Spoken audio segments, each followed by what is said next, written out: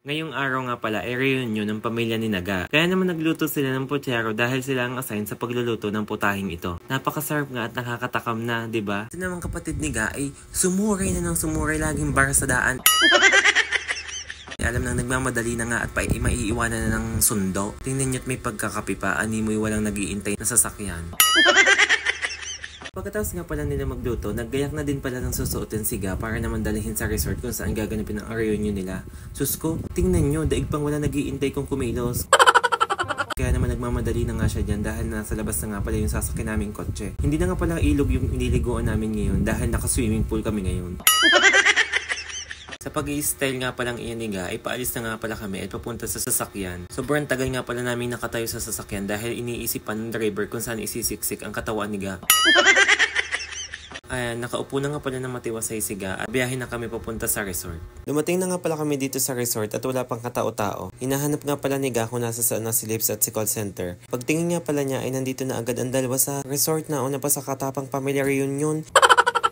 Nagulat nga pala si Ga sa amin at nilapitan kami dahil bakit daw nauuna pa kami sa mga bisita, iniisang taga-Tanay wala pa dito sa resort dumadating.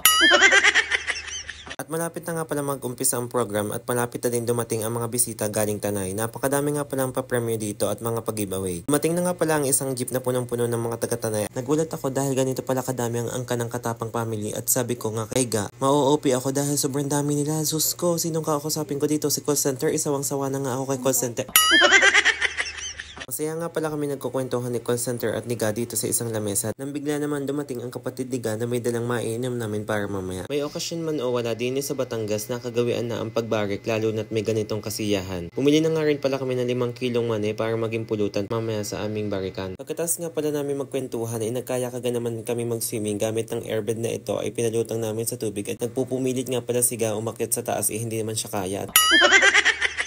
Habang naliligo nga pala kami, ay dumating naman ang kapatid ni Ga at niyayaya na nga pala kami para bumarik. Pagkatapos namin mag-swimming, naisipan namin mag-relax dahil sa nakakapagod na paglalangoy. Hindi naman halata sa aming pagmumukha na excited kaming bumarik. Naglalakad na nga pala kami papunta sa aming pagbabarikan at daladala na nga pala namin ang sinangag na mani at yelo. Dito nga pala namin naisipan sa taas kung saan may malaking puno ng mangga para naman malamig ang aming pagbabarikan. Di na talaga nawala ang Pundador Super Special sa amin dahil nakagawian na namin mga Batanggenyo ang bumarik ng Pundador Super Special. Mapa-okasyon man o ordinaryong araw lamang. Kaya naman baka sa aming mga mukha kung gaano ka-special ang araw na ito.